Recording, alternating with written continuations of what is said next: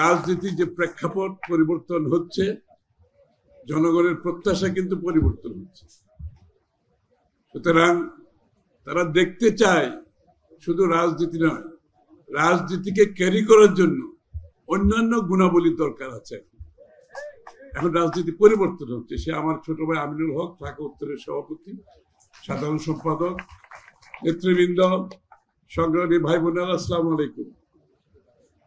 আমি বিশ্বাস করতে পারিনি, আমিনুল হক যখন আমাকে আমন্ত্রণ জানালো সুইমিং প্রতিযোগিতা হবে, আমি স্বভাবতই ভেবে নিয়েছি আমাকে কোনো একটা সুইমিং পুলে যেতে হবে। আমার ধারণা এটা মোটেই আসে নাই যে জিয়া উদ্যানের এই সুন্দর লেকটাতে একটা সুইমিং করার কথা কারো মাথায় আসছে, এটা আমি চিন্তা করিনি। আমি ভাবছি আমাকে কোথাও কোনো সুইমিং পুলে যেতে হবে। এটা হচ্ছে রাজনীতিতে এখন ভিশন থাকতে হবে, দূরদৃষ্টি থাকতে হবে। ওই গদবাঁধা রাজনীতি দিয়ে এখন আর চলবে না। আপনাকে নতুন নতুন ধারণা নিয়ে জনগণকে উদ্বুদ্ধ করতে হবে এবং নতুন প্রজন্মকে উদ্বুদ্ধ করতে হবে। বাংলাদেশের মানুষের মনোজগতে বড় পরিবর্তন আসছে, এটা আমাদেরকে ধারণ করতে হবে। এটা ধারণ করতে না পারলে রাজনীতি চলবে না কিন্তু আগামীতে। সুতরাং আমি আমিনুল হক তার ঢাকা উত্তরের নেতৃবৃন্দকে ধন্যবাদ জানাচ্ছি। এই একটা উদ্ভাবনী, এটা নতুন চিন্তার মাধ্যমে এত সুন্দর ঢাকার একেবারে মধ্যে একটা এত সুন্দর লেক আছে যেটাকে সুইমিং এর জন্য আমরা ব্যবহার করতে পারি। এবং এই লেকের মাধ্যমে আমি যেটা আমিনুল বলেছি, আমি বলছি শিশুদেরও একটা কম্পিটিশন করো, প্রতিযোগিতা করো। শিশুরাই কিন্তু এখন বেশি সুইমিং করতেছে, প্রত্যেক পরিবারের শিশুরা কম বেশি সুইমিং করে। তো তাদেরকে কেন প্রতিযোগিতায় নিয়ে আসবো না? এবং তাদেরকে প্রতিযোগিতায় আনলে তাদের মধ্যে যে সাহস বাড়বে। সুইমিং পুলে সুইম করা আর এত বড় একটা লেকে সাঁতরানোর মধ্যে অনেক বিশাল ব্যবধান আছে। সুতরাং এই যে তাদের এখানে সুইম করার পরে তাদের সুইমিং এর প্রতি যে আগ্রহ হবে এবং আগামীতে বাংলাদেশ ব্যাপী, আমাদের এশিয়া ব্যাপী, বিশ্বব্যাপী যে সুইমিং এ অংশগ্রহণ করার যে বিষয়টা তাদের মনে, সেই আগ্রহটা জাগবে, সেই সাহসটা আসবে তাদের মনে। সুতরাং আমরা এই সুইমিং পুল জিয়া উদ্যানের পাশে সৌভাগ্যবশত এমন একটি সুন্দর জায়গায়, জিয়া এখানে শুয়ে আছেন, আমাদের সুইমিং পুল এখানে, কি সুন্দর উদ্যান বাগান চারিদিকে, এর থেকে ভালো পরিবেশে সুইমিং করার কিছু হয়। আমি নিশ্চিত আমিনুল হকের নেতৃত্বে এই সুইমিং পুলকে আমরা পুরোপুরি ভাবে প্রফেশনাল সুইমিং পুল হিসেবে, সুইমিং এর জায়গা হিসেবে ব্যবহার করতে পারবে।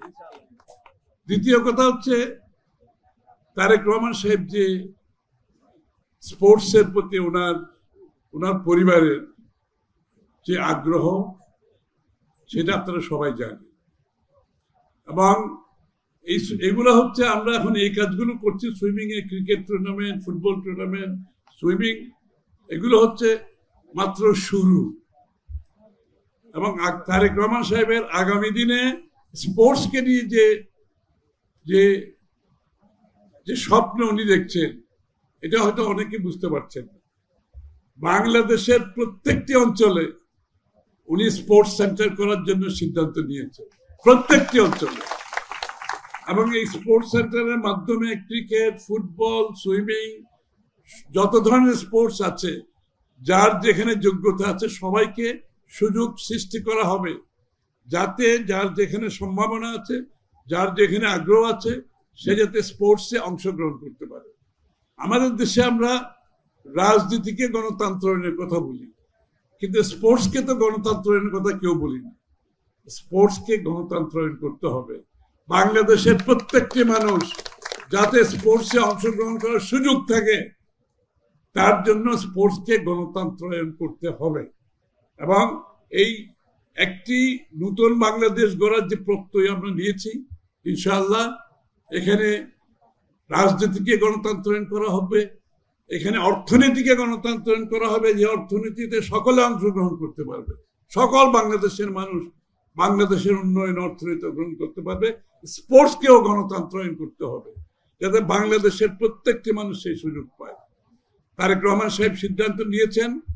একটা জিনিস মাথায় রাখতে হবে, আপনি দেশ হিসাবে অর্থনৈতিকভাবে উন্নয়ন হয়েছে, আপনার রাজনৈতিকভাবে আমরা গণতন্ত্র করতে পারবো ইনশাল্লাহ। স্পোর্টস কিন্তু একটা গুরুত্বপূর্ণ একটা দেশের ভাবমূর্তির জন্য। আপনি দেখেছেন বিশ্বের বিভিন্ন দেশ স্পোর্টসের মাধ্যমে কিন্তু তাদের বিশ্ব পরিচিতি হয়েছে, স্পোর্টসের মাধ্যমে তাদের ভাবমূর্তি উজ্জ্বল হয়েছে। স্পোর্টস হচ্ছে সফট পাওয়ারের একটা অংশ। সফট পাওয়ার হচ্ছে এমন একটা জিনিস যে সফট পাওয়ারের মাধ্যমে আপনার দেশকে আপনি তুলে ধরতে পারেন। আপনাকে বড় দেশ হতে হয় না, আপনাকে মিলিটারি ভাবে শক্তিশালী হতে হয় না। স্পোর্টস এর মাধ্যমে আপনার ভাবমূর্তি আপনি অনেক উজ্জ্বল করতে পারেন। আমরা ইনশাল্লাহ সেদিকে যাব আগামী দিনে। আমি বক্তব্য দীর্ঘায়িত করতে পারছি না, এই কারণে আমার আরেকটি অনুষ্ঠান যেতে হচ্ছে, সবাই অপেক্ষা করছে সেখানে। তবে আমি আবারও বলছি, আগামী দিনে তারেক রহমানের নেতৃত্বে ইনশাল্লাহ আমরা স্পোর্টসকে নিয়ে একটা বড় স্বপ্ন দেখতে পাবো ইনশাল্লাহ।